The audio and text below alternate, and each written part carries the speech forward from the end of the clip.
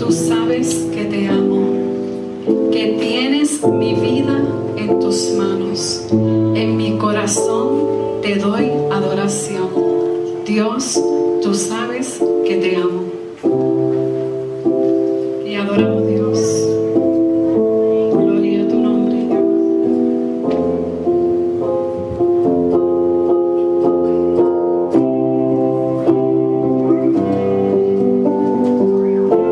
Adoramos a nuestro Dios.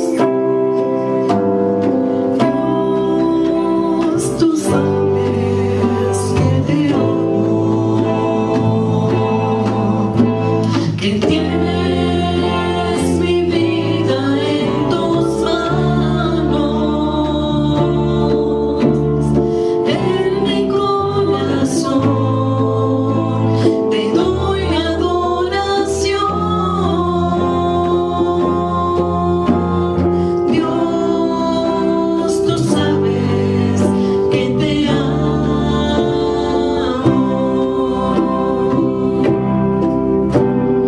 Dios, tú sabes que te amo, que tienes mi vida en tus manos. En mi corazón te doy adoración. Dios, tú sabes que te amo. Gloria a Jesús. Dios, alabanza, que te amo. Gloria a tu nombre, Jesús. Diga al Señor que tienes mi vida en tus manos. Tienes mi vida en tus manos. En mi corazón te doy adoración. En mi corazón te doy adoración. Dios, tú sabes que te amo. Te adoramos, Dios. Esta es una mañana de bendición, una mañana de decir al Señor: Dios, tú sabes que te amo, que tienes mi vida en tus manos. Entrégale tu vida al Señor, que en nuestros corazones lo que hay es una adoración. Cierra tus ojos, no hay presentación, no hay que leer nada, simplemente escuchar y cantar. Y entrégale tu adoración al Señor en esta mañana. Bendícele, honrale en esta mañana. Y lo volvemos a cantar. Dios, tú sabes que te amo, que tienes mi vida en tus manos. En mi corazón te doy adoración. Dios, tú sabes que te amo.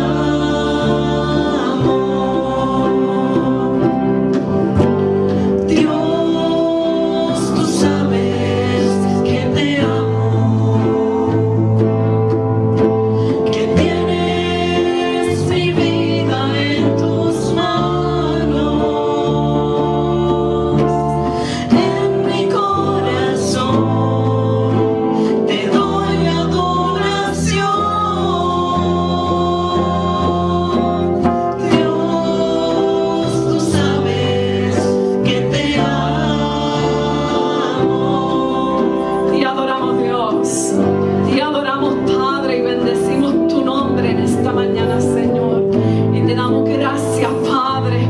Gracias por esta hermosa oportunidad de estar en tu templo, Señor, compartiendo con cada uno de nuestros hermanos, Señor. Gracias, Padre, porque tú eres nuestro Dios. Fortaleza nuestra, Padre. Nuestra vida está en tus manos, Señor, para que tú la sigas moldeando, Padre.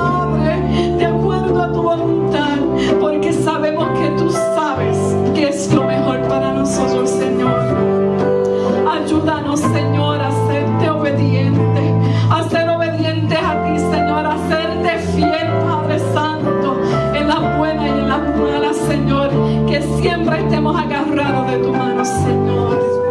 Te ofrecemos nuestra adoración en esta mañana, Señor. Recíbela como olor fragante a ti, Dios. Gracias, Señor. Gracias, Dios. Alabanza a Dios. Dios, tú sabes que te amo, que tienes mi vida en tus manos, en mi corazón te doy mi adoración. Dios, tú sabes que te amo. Vamos a decírselo al Señor una vez más. Dios, tú sabes que te amo. Te amamos, Padre, que tienes mi vida en tus manos, en mi corazón te doy mi adoración. Dios, tú sabes que te amo. Oh, alabanza, gracias, Señor. Te adoramos, Padre Santo. Gloria a tu nombre, Jesús. Dice la palabra del Señor: Tú, a quien tomé de los confines de la tierra, y desde sus lugares más remotos te llamé, y te dije, mi siervo eres tú. Yo te he escogido y no te he rechazado. No temas, porque yo estoy contigo. No te desalientes, porque yo soy tu Dios. Te fortaleceré, ciertamente te ayudaré. Sí, te sostendré con la diestra de mi justicia. Tu mano me sostiene, tu espíritu me alienta, y siempre en victoria tú me llevarás. Lo afirmamos en esta mañana.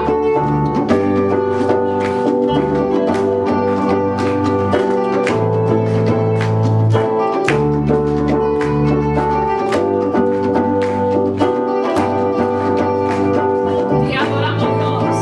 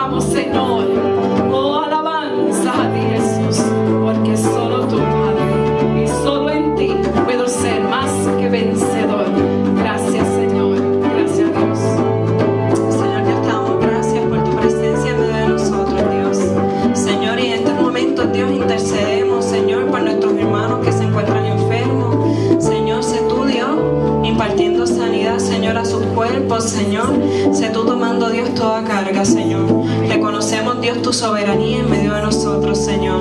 Reconocemos, Señor, que tú estás en medio de nosotros, Señor. Señor, mira tu iglesia, Señor, háblale tú. Señor, háblanos tú. Señor, somos tu iglesia, Dios. Estamos delante de ti, Señor. En tu nombre hemos orado. Amén. Gloria a Jesús. Demos gracias al Señor. Demos gracias. Porque por la mañana las aves cantan las alabanzas a Cristo el Señor. Y más nosotros, ¿verdad?, que somos hechos a su imagen y semejanza, tenemos que cantar con alegría, con gozo, sabiendo que aquel que va con nosotros es el Dios Todopoderoso.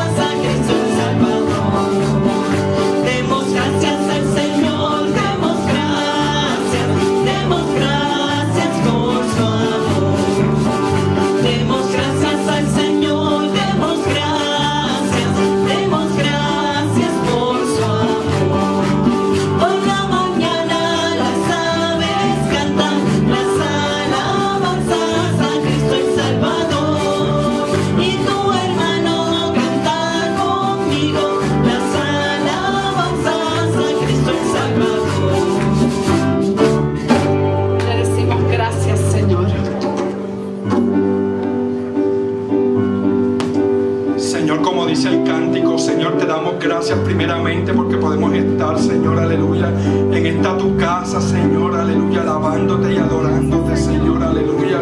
Y te presentamos, Señor, en este momento estas ofrendas, Señor, aleluya, que fueron recogidas, Señor, aleluya, que son para el uso de tu obra, Señor, aleluya. Mira aquel Señor que tiene necesidad, Señor, aleluya, aquel que está en busca de empleo, Señor, aleluya. Sabemos, Señor, que tú eres un Dios que suple, Señor, aleluya, y te damos gracias, Señor, porque de lo que tú nos das, Señor, aleluya, en gracias, Señor, nosotros te damos, Señor, aleluya. Bendice, Señor, a cada hermano, Señor, aleluya, que alegremente, Señor, trajo sus diezmos y sus ofrendas, Señor, aleluya. Y aquel que no pudo dar, Señor, aleluya, tócalo, Señor, aleluya, y bendícelo, Señor. Y te pedimos, Señor, que tú continúes bendiciéndonos y nos hables, Señor, en este culto, Señor, que dedicamos a ti. Gracias, Señor, te lo pido en tu nombre, Jesús. Amén, amén, mi Dios. Y porque nuestras vidas están sostenidas de las manos del Señor y porque en Él es que confiamos. La hermana Carmen sale de viaje el miércoles y ella nos ha pedido que oremos por ella, ¿verdad? Porque sea el Señor con ella durante el viaje y el tiempo que va a estar allá con su hijo. Y vamos a orar por ella en este momento. Y yo le voy a pedir a Claribet que se acerque ahí a ella y vamos a todos a interceder, ¿verdad? Y si hay alguien más que vaya a viajar, ¿verdad? Que quiere que sea el Señor que le acompañe, pues vamos a orar en este momento, creyendo que el Señor es el que nos acompaña. Y adoramos a Dios. Gracias, Señor, porque sabemos que tu mano poderosa, Señor, es la que va con nosotros, Señor. Te pedimos en este momento, Padre, que tú bendigas a Carmen, Señor, que va a viajar, Padre, a Estados Unidos, Señor, con su hijo, Padre. Sé tú con ella en ese viaje, Señor, pero también utilízala como canal de bendición para allá con su hijo, Señor, que ella pueda disfrutar de esos días que va a estar con él, Señor, y mostrarle, Señor, lo hermoso que tú has sido con ella, Padre, y que a través de ella, Señor, él vea tu gloria, Jehová. Gracias te damos, Señor, porque sabemos que tú estarás con ella, que estarás con ella, Señor. Gracias, Señor. Amén. Gracias, Dios. Gracias, Señor. Y no hay visitas en medio nuestro, ¿verdad? En esta mañana, alguien que nos visite. Somos todos de la casa. ¿Quién? Ok, ¿no? Ella nos visita. Ok, ¿cuál es tu nombre? Perdón. Rosana. Rosana, estás en tu iglesia. Ese espacio que tú escogiste hoy es tuyo. Así que bienvenida a la casa del Señor. Estamos aquí para adorar a Dios, ¿verdad? Y para que tú sepas que aquí hay una congregación que te ama. Y esta canción es para ti. La saludamos.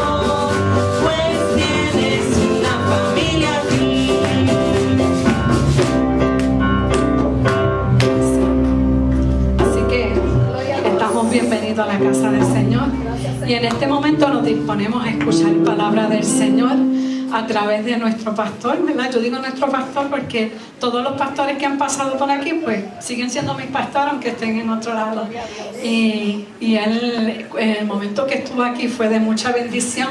Pero saben que aún no siendo pastor nuestro aquí en la iglesia, también ha sido de bendición porque ha dado unas cuantas clases de los viernes y nos hemos gozado, ¿verdad? Con la palabra que Él trae. Y en esta mañana el Señor te quiere hablar. Te quiere hablar a ti. No es lo que el Señor vaya a decir que le caiga al otro. ¿Qué es lo que el Señor tiene para mí en esta mañana? Lo vamos a recibir con amor, porque el Señor nos ama. Nos ama, y lo que Él nos dice para que nosotros mejoremos, ¿verdad? Y estemos mucho más cerca de Él. Así que vamos a recibir al pastor Josué. Yo le sigo diciendo pastor, aunque él no está pastoreando últimamente, pero sigue siendo pastor. Así que Josué Santiago con ustedes.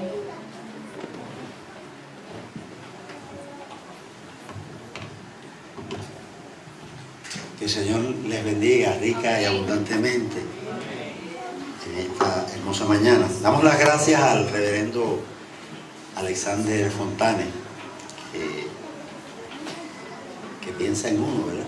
Yo le decía así la última vez, aun cuando me llamó, y esto no lo dije en la mañana, pero sí se lo digo a ustedes ahora, cuando él me llamó, yo internalicé: está de vacaciones en julio, no encuentro un predicador para un día, yo estoy de vacaciones. Pues cuando le contesto le digo: Dios te bendiga, estoy de vacaciones y no voy a predicar. Y hubo un silencio del otro lado. Alexander, ¿qué pasa? Cuéntame, dime. Pero es que ese saludo tuyo. Le dije: ¿qué pasó? ¿Ves? Cuando me dijo para esta fecha, le dije: mira, en esa fecha no tengo compromiso, y si estás de vacaciones, como yo he pastoreado y sé lo que significan unas vacaciones para un pastor, pues obviamente le dije: no tengo ningún compromiso, tampoco voy a estar vacacionando durante ese fin de semana. Si te digo que no te estaría diciendo que no a ti, le estaría diciendo que no al Señor, y decirle que no al Señor como que no es muy cómodo. Eso como que no es muy cómodo, ¿no? No es muy fácil. Así que le dijimos que sí. Decía esta mañana a los hermanos y hermanas antes de iniciar que a mí me acompañan muchos elementos de la palabra de Dios. No la he estudiado completa, he leído mucho sobre la palabra de Dios y muchos libros en torno a la palabra de Dios, pero sé que todavía hay espacios en los cuales uno puede crecer.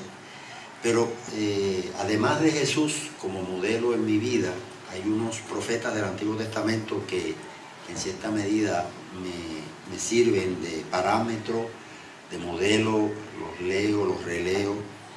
Y uno de ellos es Amós, uno de los primeros profetas que escriben, por allá por el siglo VIII antes de Jesucristo, el 750 y pico por ahí. Le tocó profetizar a Amós, y Amós se conoce como el profeta de la justicia, hombre que se enfrentó a reyes, se enfrentó a sacerdotes, se enfrentó a líderes del pueblo para decirles: mira, lo que están haciendo es injusto con la gente, ese no es el caminar que Dios quiere. Y lo hizo con mucha valentía. Quisieron acallar su voz, pero no hubo manera de callar la voz de ese excelente profeta, que los invito a que lo estudien, a que lo lean y lo repasen. El otro profeta que a mí me ha impactado en mi vida es Jeremías. Amós es como unos 9 capítulos, Jeremías es mucho más. Y a Jeremías tiene muchas características, pero 2 de ellas es que era un profeta llorón, un profeta que lloraba mucho. Y tenía razón, lloraba porque vivía frustrado. Jeremías, en un momento de su vocación profética, se encara con Dios y le dice: ¿tú quieres que yo profetice?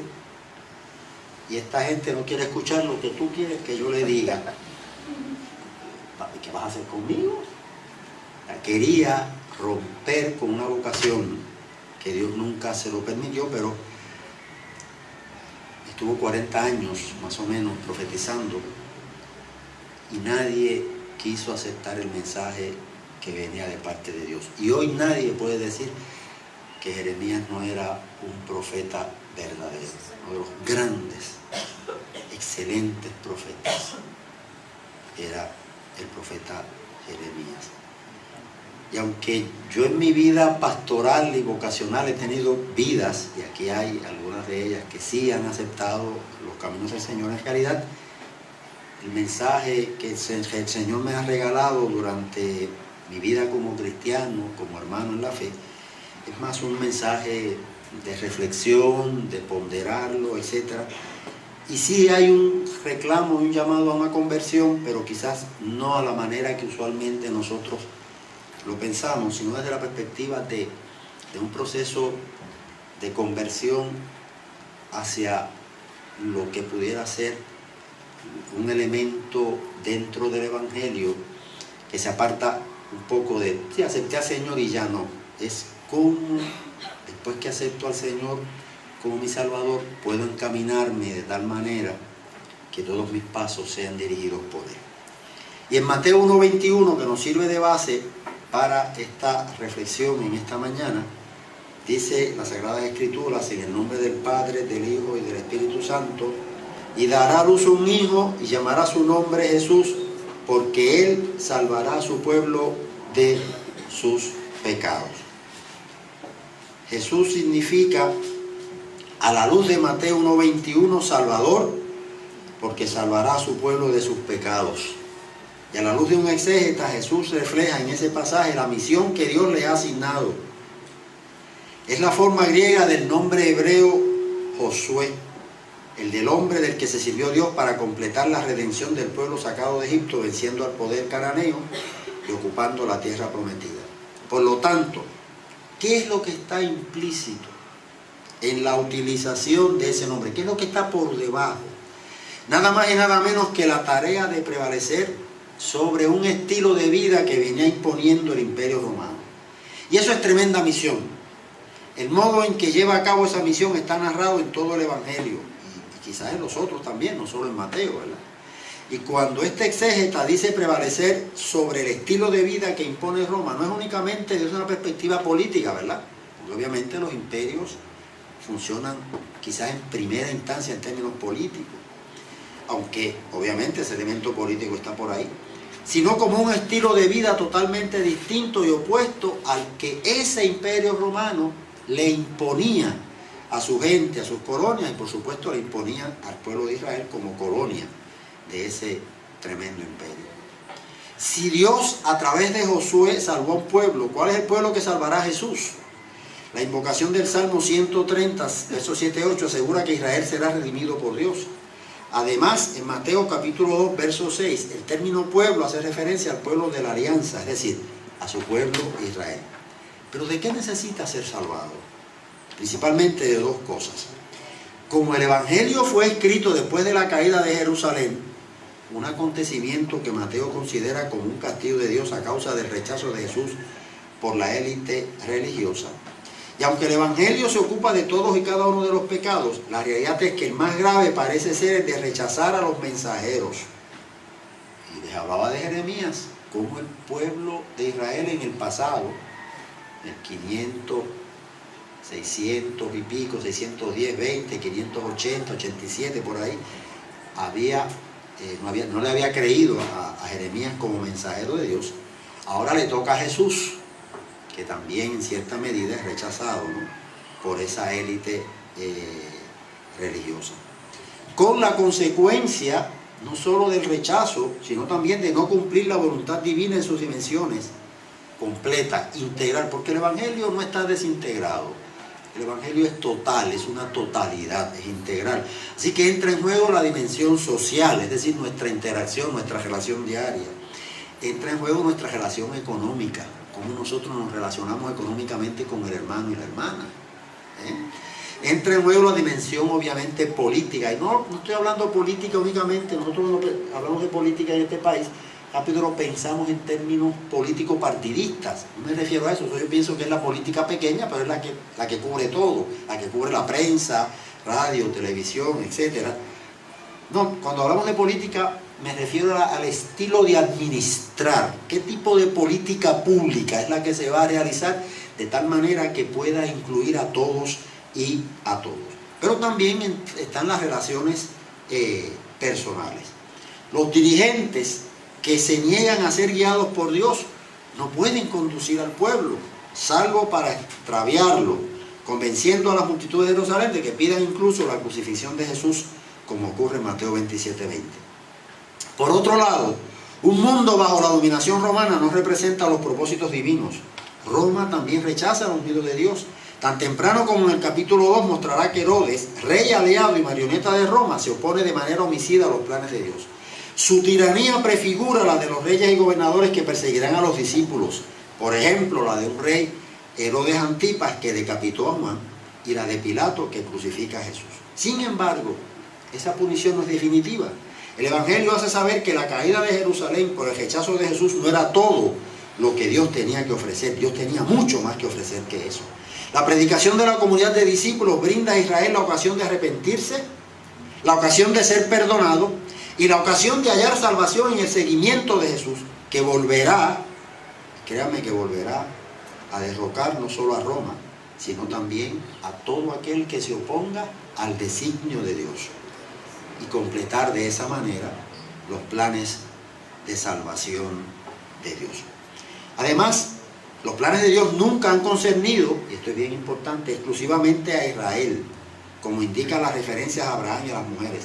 Por lo tanto, el pueblo que será salvado de sus pecados está compuesto de judíos y gentiles. Por lo tanto, hay dos tipos de pecados que podríamos aglutinar en dos estadios: pecados micro y pecados macro. Los micros pertenecen al campo individual.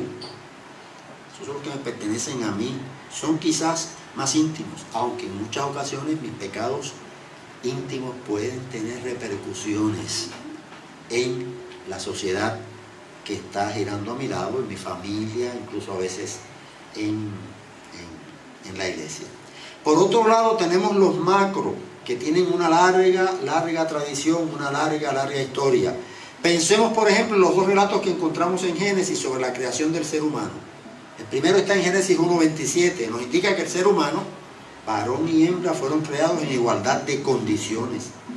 Sin embargo, en el segundo relato, el varón fue creado primero y la hembra en segundo lugar. La pregunta que nos hacemos es: ¿por qué la segunda creación, en la que el varón tiene primacía, es la que se conoce y se transmite de generación a generación, mientras que la primera prácticamente pasa desapercibida?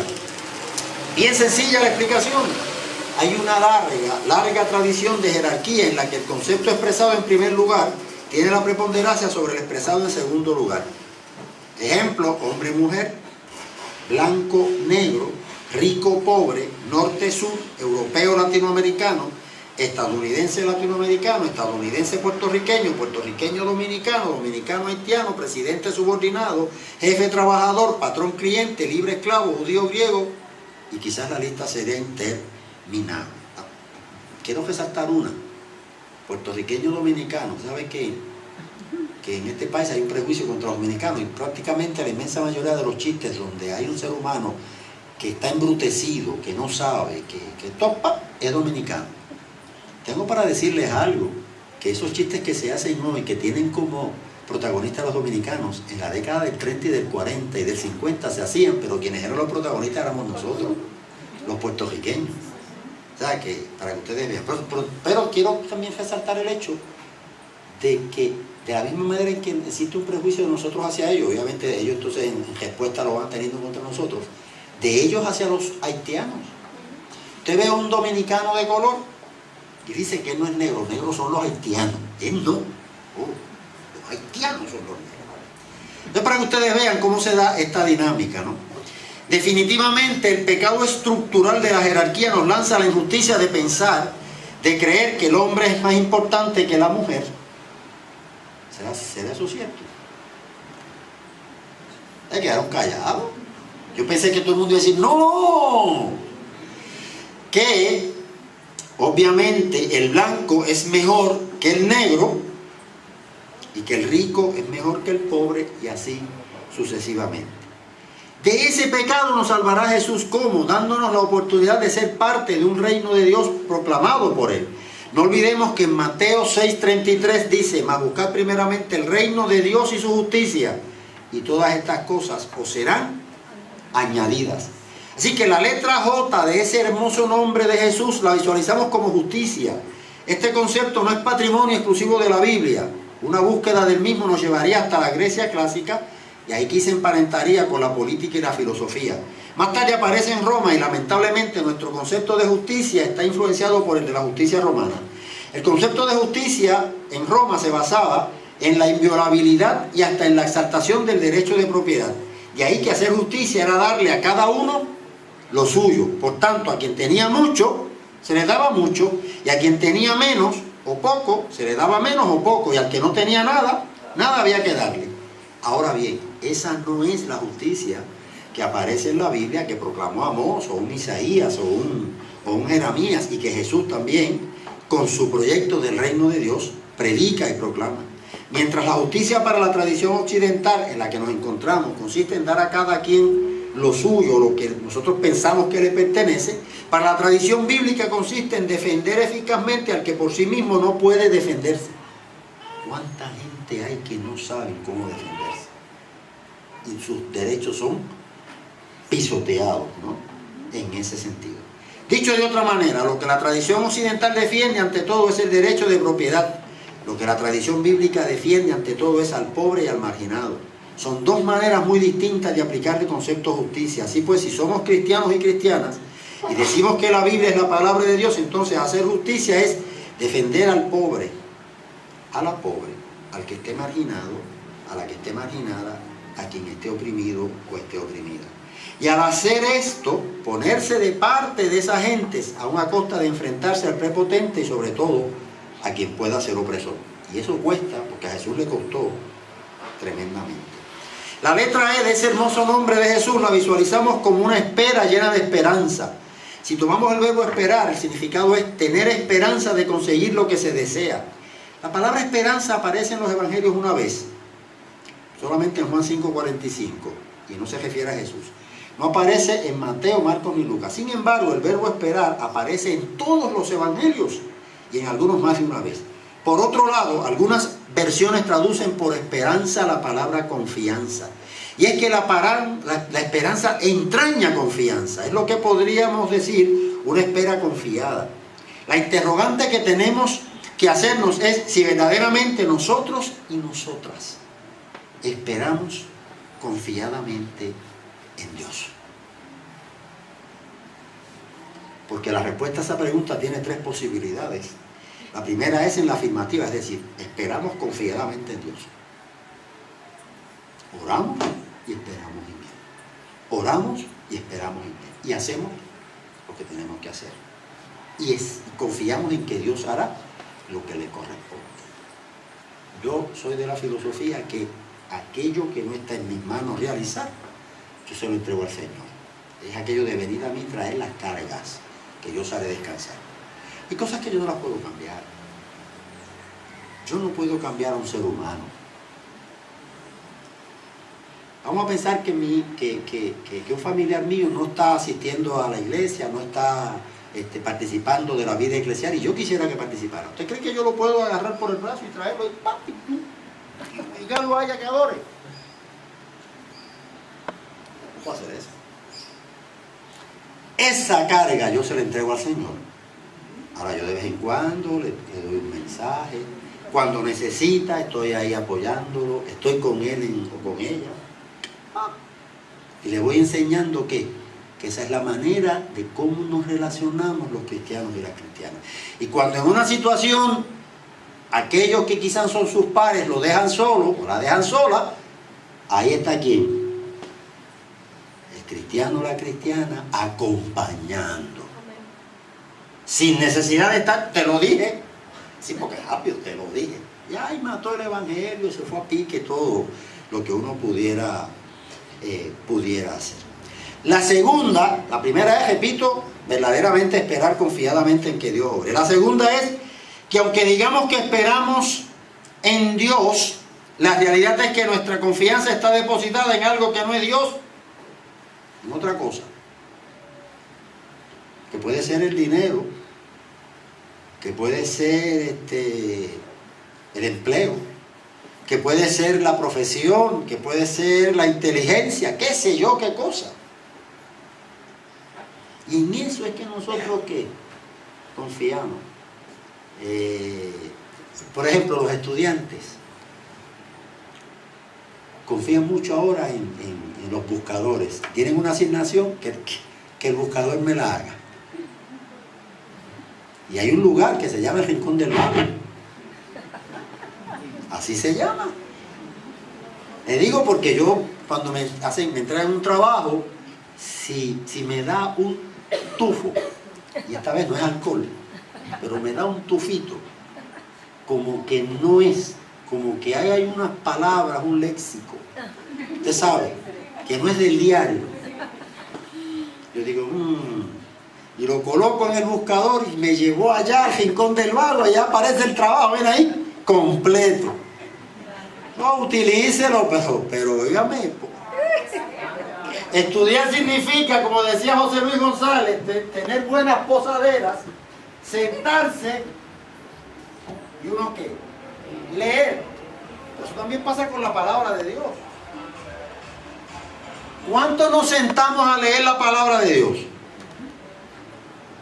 Tantas manos me abruman.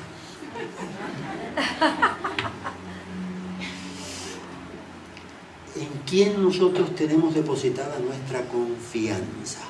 Fíjese, es una respuesta que no me la tiene que dar a mí, aunque yo la estoy pidiendo en voz alta, es broma. En realidad, esa es una respuesta entre cada uno de nosotros y nosotras y el Señor. La tercera posibilidad es que no esperemos confiadamente, y los latinos se nos hace bien difícil. Entonces estamos influenciados por la tecnología. Y nosotros queremos las respuestas tipo microondas. ¿No se han dado cuenta de eso? Nosotros queremos las cosas ¿a qué? Rápido. ¡Pop! La comida que se hace ¿qué? En mucho tiempo, en un microondas se hace ¿qué? En poco tiempo. Pues nosotros queremos las respuestas tipo microondas. Y yo no creo que el Señor funcione de esa manera. ¿Cuánto tiempo estuvo el pueblo de Israel en Egipto? ¿Cuánto tiempo estuvo José preso hasta que Dios lo levantó al lado del faraón? ¿Un año o dos? Posiblemente cerca de 20 años. 20 años metido en calabozos, Y 20 años que le preguntaban, y él nunca dijo que aquello era producto de Dios en términos en contra de él.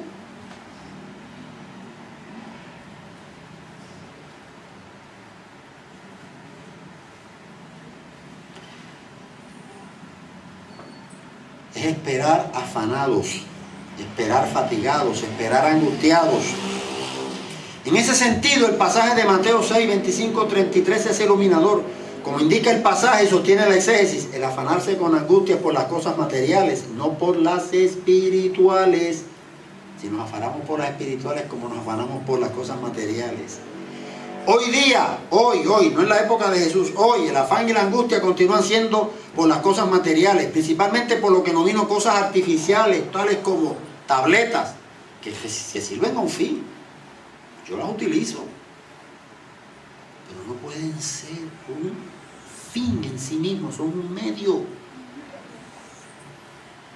Y yo puedo vivir sin una tableta, yo puedo vivir sin internet. De hecho, lo que estoy diciendo, la inmensa mayoría de los cursos que yo enseño en la universidad es a través de internet, es en línea. Eso es una bendición porque solamente voy un día a la universidad, el resto lo estoy en casa, trabajo con los cursos y después me pongo a leer de la palabra de Dios y a leer de muchas cosas, ¿no? Importantes, no en internet sino en libro, porque a mí todavía leer en una tableta como que no que tengo. Entonces, ya yo pasé de 15 y voy por la vuelta de los 30, llegando a los 45, entonces ya no es lo mismo, ya esto no, y tengo que tomar nota, y tengo que subrayar y tal, y releer y repasar. ¿Usted no le pasa eso? Me diga que eso me pasa a mí nada más, no venga con esa, Así que no podemos, estos son todas cosas artificiales, tabletas, celulares, automóviles. Mire, yo escuché a una persona decir que no podía vivir sin un celular. A mí se me hace difícil vivir sin el aire. Esto es el aire para respirar.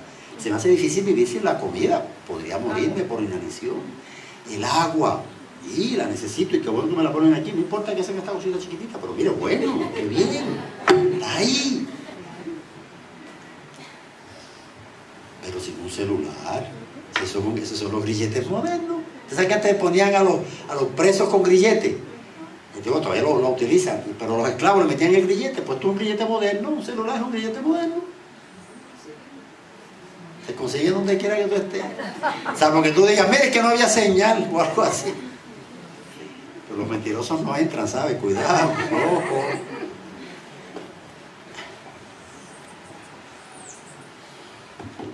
Automóviles. Quiere decir, en algo no se puede confiar hoy día es en automóviles. Ya las marcas buenas están haciendo porque llegando a Arias, que eso significa porquerías. Microondas, plasma, internet, qué sé yo, la vida virtual.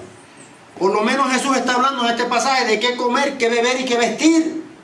Obviamente cosas cuya característica común quizás pudiéramos verla desde una perspectiva de necesidad, pero para él las espirituales eran ¿qué? Más importantes. Por otro lado, Jesús no está convidando a la gente a una vida en pura inercia. El verso 63 de ese texto dice, mas buscad, y buscad ahí está, es una traducción de lo que es el imperativo, buscad. Es como abrir la ventana, cerrar la ventana, es ese imperativo. Nosotros no utilizamos esa expresión porque esa expresión es el del vosotros en el lenguaje, y se utiliza mucho en España. En Latinoamérica nosotros utilizamos cierra, abre, cierra la puerta, abre la puerta, lee el periódico, escribe esto, haz aquello, ¿verdad? Pero la connotación es la misma, lo decimos en un tipo imperativo, o sea, como algo que hay que realizar. Dice, mas buscad primeramente el reino de Dios y su justicia, y todas estas cosas os serán añadidas. Por lo tanto, es una esperanza confiada en una búsqueda activa del reino de Dios. Es una búsqueda activa de ese reino y de todos los valores que implica ese reino. En otras palabras, no es asumir una actitud conformista, es decir, Dios me ha bendecido y con esa bendición me conformo. Y a partir de esa conformidad vivir una vida lo más tranquila y sosegada posible, lejos de aquello, de lo otro. Entonces, quizás venir a la iglesia, pero con poco compromiso, usted sabe. Está bien, voy, hago presencia, canto, aplaudo, oro, pero mira, ¿podrías visitar conmigo un enfermo? No, porque es que, mira, podría, no, porque no dirijo, mira, no. Lamento informarles que ese no es el evangelio proclamado por Jesús. El maestro de Galilea nos pide, por un lado, que no nos angustiemos ni afanemos por las cosas materiales que nos anquilosan, ¿verdad? Nos detienen y cosifican. Por otro, nos pide que luchemos por los valores del reino de Dios y su justicia, aunque nos vaya la vida como le fue a él y a muchos profetas antes y después que él.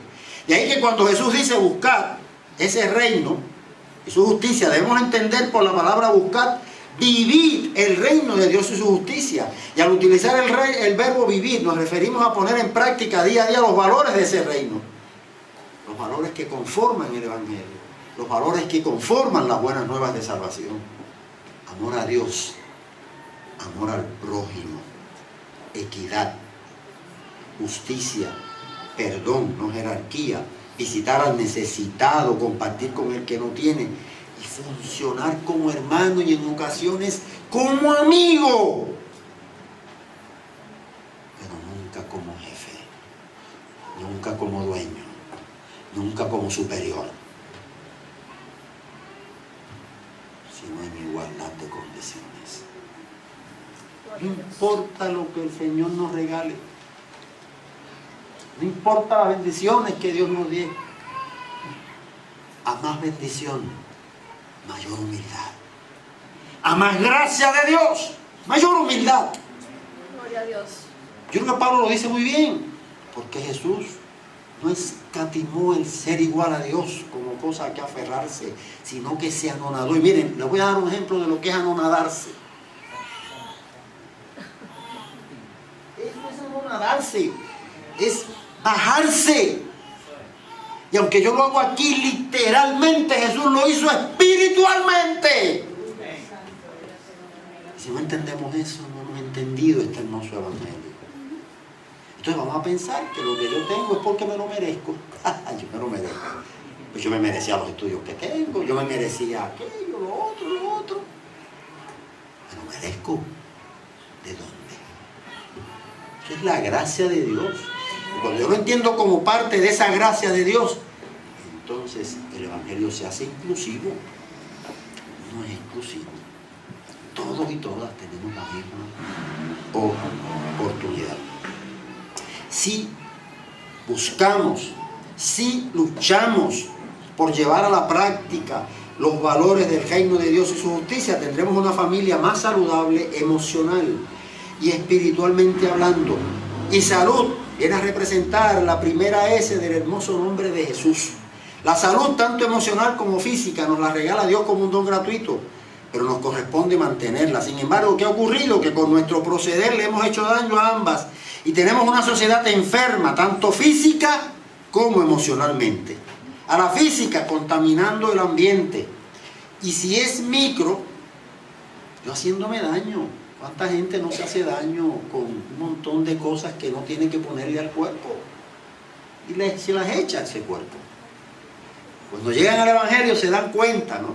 Pero ya a veces hay literalmente un daño hecho. Yo recuerdo a un compañero que llegó al Evangelio, pero había utilizado tanta y tanta droga que le había lacerado un pulmón y ya vivía con un solo pulmón. Eran las cicatrices en su cuerpo de una vida en libertinaje total. Libertinaje total. Hoy yo creo que le hice daño al cuerpo. En el interín. Es que había unos bacalaitos que hizo la hermana Gladys.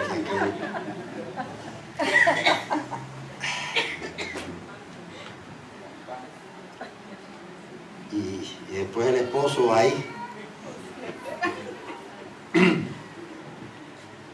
Pero me gustaría trabajar un poquito con lo emocional. Aun cuando no soy psicólogo, tampoco soy trabajador social, sí consejero espiritual, ¿verdad? Ahora bien, ¿qué causa el que haya tanta gente dañada emocionalmente?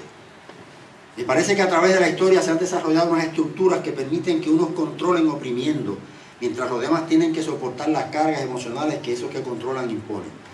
Basta un ejemplo que, aunque un poco lejano en la historia, sirve para explicar esto que vamos diciendo. La esclavitud fue un sistema que unos pocos le impusieron a una raza que de pronto se vio fuera de su hábitat, por un lado, y por otro experimentaba la desintegración de su clan familiar. Pensemos por un instante en que nos arrebaten a nuestras hijas para un lado, a nuestros hijos para otro, a mamá y a papá para otro, a la esposa o esposo para otro. Definitivamente eso genera un caos emocional drástico, casi ya en extremo límite. Para lograr esa situación nefasta se montó una estructura jerárquica violenta que controlaba todo el proceso y que era sumamente difícil, por no decir imposible, de subvertir. Miren, si Dios hubiera deseado controlarlo todo, seríamos marionetas, como marionetas fueron los esclavos en aquel proceso devastador. El ejemplo que daba esta mañana era tirando esta botellita para arriba, pero Peri no está ahí para lanzársela. No somos marionetas del Señor, jamás. No. Mire, de hecho, he escuchado oraciones de personas que dicen: Dios toma el control de todo. Están diciendo que Dios nos manipula como si fuéramos marionetas de Él. A Dios le pedimos que haga su voluntad. De hecho, eso es lo que dice Jesús en la gran oración, modelo. Haz tu voluntad en el cielo como en la tierra como en el cielo. Si cuando usted dice que Dios tenga control y tome control, lo que está queriendo decir es que Dios haga su voluntad, fantástico, es un sinónimo. Es aceptable, no hay problema. Pero controlar es, yo decido qué voy a hacer con esto. ¿Está claro? Uso al bolsillo. ¿Cabe? Bien. Cabe. Pero no es eso lo que el Señor quiere con nosotros. El Señor quiere con nosotros, y esta es una de las grandes paradojas del Evangelio, que en libertad, no libertinaje, pero en libertad, porque libertinaje es hacer lo que me dé la gana. Lo siento, como cristiano yo no puedo hacer lo que me dé la gana. Como cristiano yo tengo que hacer la voluntad de Dios. Y como cristiano yo tengo que ser esclavo de Jesús. Eso es una paradoja. No es antítesis, que es contradictorio. Antítesis es odio y amor. ¿Está bien? Es paradoja, es una contradicción aparente. Porque yo desde mi libertad decidí ser esclavo de Jesús. Es como desde mi libertad yo decidí enamorarme de María Colón. llamada esposa. Y por si acaso, ya no me conoce, bueno, voy a pensar que... Eso lo decidí yo. Esa fue mi decisión, como la de ella, con respecto a mi persona. Y así los que son aquí esposos, esposas, ¿verdad? Tomaron esa decisión. De igual forma, tomamos la decisión de aceptar el Evangelio de Jesús. Pues ahora vivimos, ¿bajo qué? Bajo esa cobija. Y si yo pretendo ser parte de ese reino de Dios, yo tengo que vivir a la luz de los valores de ese reino de Dios. Porque esa fue mi decisión. No se supone que me la hayan impuesto. Y aun cuando, en mi caso particular, ¿verdad? No sé el caso de ustedes, cada uno tiene su caso particular. Yo estoy visitando una iglesia desde que estaba en el vientre de mi mamá. Y eso fue los otros días, no se crean que pasó mucho los días. Óigame, después uno va creciendo. Dios me ha regalado un montón de bendiciones. He tenido muchas experiencias, muy buenas unas, difíciles otras. Pero sigo en este hermoso evangelio. Esa fue la decisión que obviamente yo tomé como tal.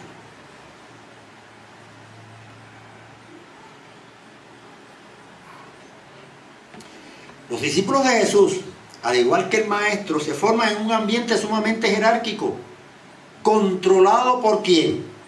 Por Roma y sus secuaces como Herodes, Pilato y otros. Por tanto, viven en ese ambiente, así que él mismo influirá en ellos.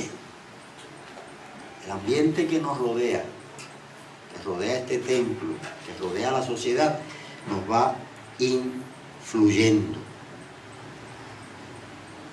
Un buen día Jesús envía a sus discípulos a predicar, y cuando regresaron le dijeron al maestro que habían reprendido a unos que estaban predicando el evangelio.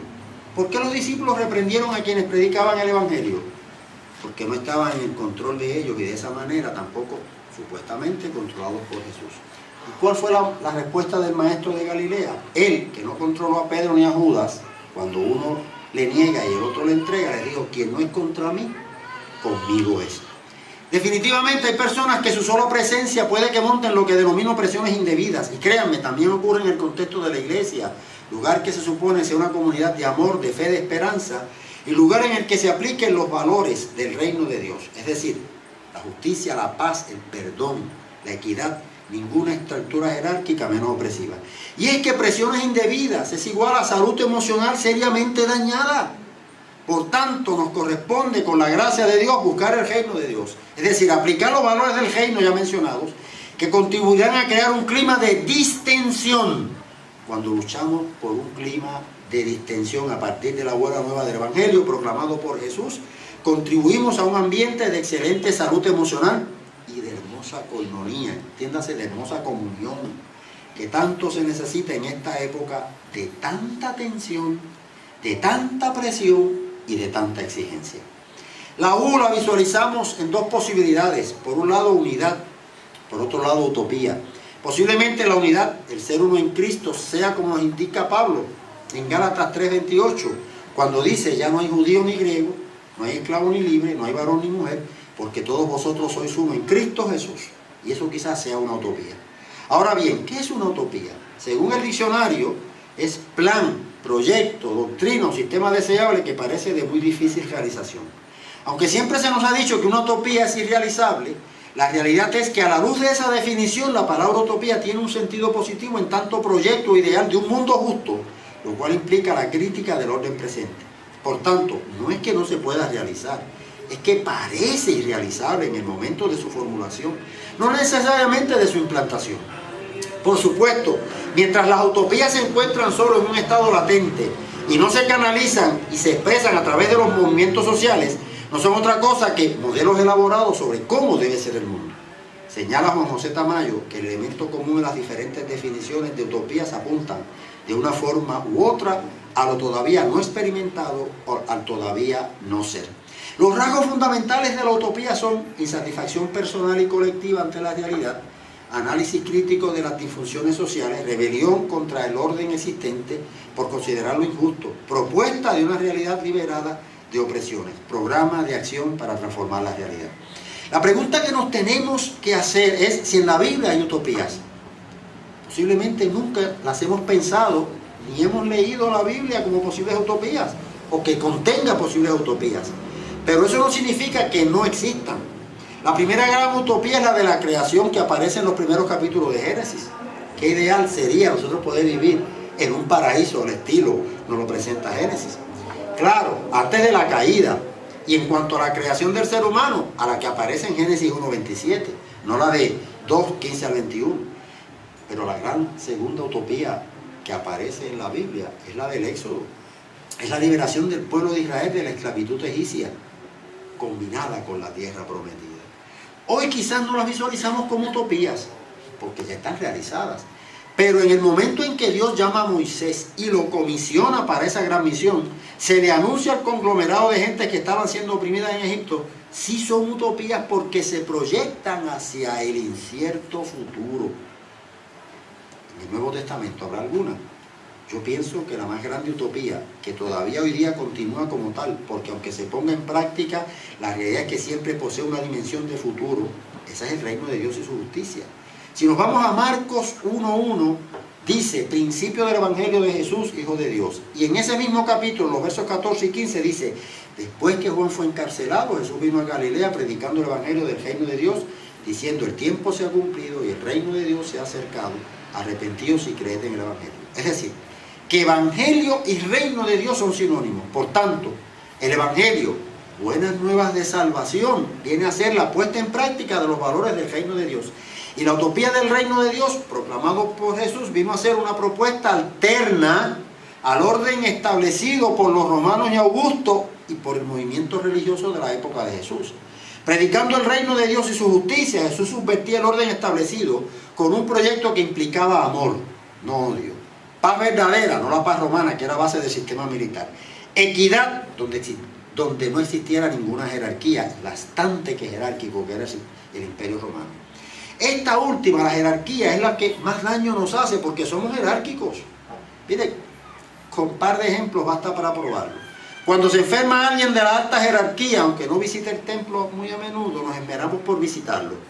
Pero si alguien se enferma, si quien se enferma es una persona que pasa en el templo casi desapercibida, lamentablemente nos volvemos indiferentes. Pero no es eso lo que nos pide Jesús en Mateo 25:31 en adelante. En ese pasaje nos dice, porque estuve enfermo y me visitaste. No dice, porque estuve enfermo el de la alta jerarquía y lo visitaste. Lo que dice es, porque lo hiciste a uno de estos de mis hermanos más pequeños, a mí lo hiciste. Noten que el texto dice hermanos y dice pequeño, no es grande ni de la alta jerarquía. Finalizo diciendo, con respecto a la utopía proclamada por Jesús, que aunque tiene elementos iguales a las utopías que mencioné del Antiguo Testamento, difiere porque poner en práctica los valores del reino de Dios hoy no indica que mañana estarán, sino que para el día de mañana continúa siendo proyecto de futuro, no algo dado y ya. Yo no sé si eso es una dialéctica, yo no sé si eso es filosofía de la historia, yo no sé, pero lo interesante es que con respecto al reino de Dios y sus valores, todos los días son una nueva experiencia, porque no sabemos qué nos vamos a encontrar ni con nuestros familiares, ni con nuestros vecinos, ni en el mundo laboral, ni en el mundo eclesial, que exija y pida que pongamos los valores del reino de Dios. Entonces la cosa se nos complica, porque lo hecho ayer quizás no sirva para qué, y lo hecho hoy no va a servir para mañana. Hoy puedo ser hermano que pone en práctica los valores del reino de Dios, su evangelio, pero quizás mañana pueda que no los ponga. Y créanme que a mí me ha pasado. No se crean que soy mejor que ustedes. Somos iguales. Nuestras altas y nuestras bajas. Por eso nos mantenemos en el contexto de la iglesia, leyendo la palabra, estudiándola, escuchándola, porque nos ayuda a seguir ¿qué? Mejorando poco a poco. Como dicen en Castilla la Vieja, y aquí hay 2 o 3 que dominan muy bien, step by step, paso a paso. ¿Verdad? Mi inglés es con la vuelta del matojo y sabor a coitre. Así que, muy bien. ¿No has escuchado eso? Y tú, yo lo aprendí con un maestro de inglés. No fue eso lo que ocurrió con Judas y Pedro. Cada vez que pienso en ser jefe, cada vez que pienso en la jerarquía, cada vez que pienso en la función como un fin en sí mismo, pero no en el servicio, traiciono el evangelio del reino de Dios y su justicia. Jesús lo dijo bien claro: he venido para servir. No, es un adverbio bien grande de negación. No, para ser servido. Por otro lado, la U significa unidad, es decir, ser uno en Cristo Jesús no significa que todos seamos iguales. No hay manera de que seamos iguales, ¿eh? Tenemos sí cosas iguales. Hay un antropólogo cultural, especialista en Nuevo Testamento, se llama Bruce J. Malina, que dice que somos 100% iguales en términos fisiológicos. Es decir, que un médico que nos abra a cada uno el pecho va a encontrar más o menos el corazón en el mismo lugar. Eso es que significa fisiología. Que tenemos la misma cantidad de huesos, que no sé cuántos son, que tenemos más o menos la misma... Somos iguales en ese sentido. Que psicológicamente hablando somos 100% desiguales. Tenemos unas estructuras psicológicas distintas. De esto Yamile quizás pueda hablar mucho más que yo, tiene más conocimiento a esos efectos. Y que en términos culturales somos 50% iguales y 50% diferentes, porque cada uno de nosotros tiene su trasfondo cultural, quizás un tanto distinto. Así que somos 150 iguales y 150 desiguales. Por lo tanto, la igualdad que yo estoy planteando aquí no tiene que ver con esa perspectiva de pensar lo mismo, etc. Es ser iguales en términos de que tengamos la misma oportunidad, porque la oportunidad de salvación no es mejor para mí que para usted, ni es mejor para usted que para mí. Es en igualdad de condiciones, ¿verdad? En ese sentido. Y ese, a mi juicio, es el gran proyecto que como seguidores del Evangelio de Jesús tenemos que poner en práctica. La manera en que el mundo se estructura es que le da a unos pocos de más y a otros le quita lo que le dio de más a unos pocos. No sé si entendieron ese trabalengua. Que toman las decisiones de cómo se repartirá el bizcocho a nivel mundial o global. Yo me pregunto, ¿ocurrirá esto que se vive en el mundo, en el templo, donde deben implantarse los valores del reino de Dios, es decir, darle oportunidad a todos y a todas por igual? Por ejemplo, ¿qué criterio tomamos cuando ponemos a alguien a orar, a dirigir, a predicar, a dar clases de escuela bíblica y qué sé yo cuántas cosas más? Claro, por supuesto, no es que yo quiera, por ejemplo, miren, yo quisiera tocar el bajo como lo toca Peri, o tocar el piano como lo toca el hermano. Ni toco el bajo, ni toco el piano, ni siquiera ya toco la guitarra como la toca el hijo de Peri. Y le doy gracias a Dios que Peri me soportó tocando guitarra cuando estaba en Feijó. Yo quisiera poder predicar como predica a lo mejor Alexander, que lo he escuchado predicar y predica excelente. Yo soy un predicador ahí más o menos y bueno, hay una condición de necesidad. Arranco. El pastor de Santa Rosa estaba enfermo, me llama un sábado por la noche. Para domingo no conseguía a nadie. Y yo estaba libre. ¿Les decía que no? ¿A quién le decía que no? Mañana estoy contigo allá y él está padeciendo de la espalda y estaba en la casa y no podía levantarse por la vértebra líquida. ¿Sí? Pues ahí, si es que en eso, miren, en eso sirvo, pues en eso sirvo. Y amén, aleluya. Servimos para algo.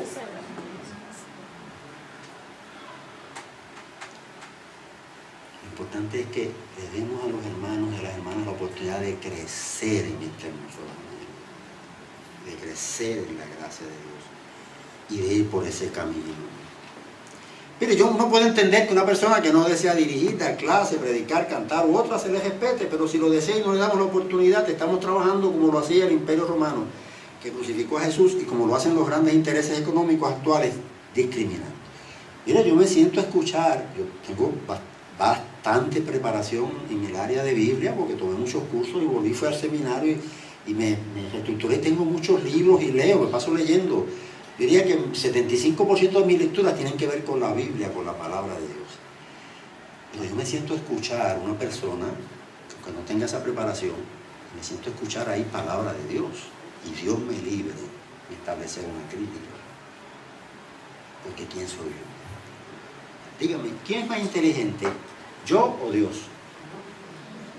Eso se cae de la mata, ¿verdad? Dios. Y Dios tiene la capacidad para escuchar a cualquier hermano o hermana exponer, ¿cierto o falso? Y vamos creciendo. Y hoy vemos las cosas de una manera y mañana las vemos de otra. Yo sé que algunos de ustedes se van a ir para las casas. Costa, ¿será verdad que en la Biblia hay utopía? Pues es que a mí me dijeron que las utopías, eso no hay manera de que se realicen. Y ya se inquietaron por ahí, se tiran a leer la Biblia desde esa otra perspectiva. No importa que al final digan, ese predicador se fue por ahí, pero está fundido, está bien, no hay problema. Pero lo hicieron y estudiaron y leyeron. Sí, Señor. Y eso precisamente, de eso es que se trata. Pablo lo dijo muy bien en Gálatas 3:28, ya no hay judío ni griego, no hay esclavo ni libre, no hay varón ni mujer, porque todos vosotros sois uno en Cristo Jesús. Y ese uno no significa, repito, que nos veamos iguales, sino que tengamos la misma oportunidad delante del Señor. Finalmente tenemos la S y con ella expresamos la solidaridad que debe existir en el pueblo de Dios. Solidaridad significa adhesión circunstancial a la causa o la empresa de otros. ¿Seremos solidarios con la causa de otros? ¿O vivimos en un individualismo rampante como vive el mundo? La mayor solidaridad la desplegó Dios cuando envió a Jesús a darnos a través del Evangelio del reino de Dios, de su muerte y crucifixión, vida y en abundancia. ¿Qué nos pide Jesús? Solidaridad. En Mateo 25, 31 al 46 nos dice la manera de hacerlo. El rey dirá a los de su derecha, venid benditos de mi Padre, heredad del reino preparado para vosotros desde la fundación del mundo, porque tuve hambre y me diste de comer, tuve sed, fui forastero y me recogiste, estuve desnudo y me cubriste, enfermo y me visitaste, en la cárcel y viniste a mí.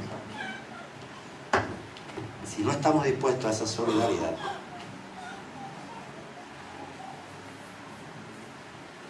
no podemos ser parte del reino. Pero si estamos dispuestos a esa solidaridad, entonces decimos amén. Gracias, Señor, por tu palabra, por el reclamo, por la voz profética, porque nos reclamas al corazón y a la razón y al corazón, que seamos parte de tu reino, parte de tu gracia. Bendice al pastor de esta hermosa congregación, a la misma también, que juntos puedan ir desarrollando esta hermosa pastoral. En el nombre de Jesús. Amén. Amén. Amén. Gloria a Dios.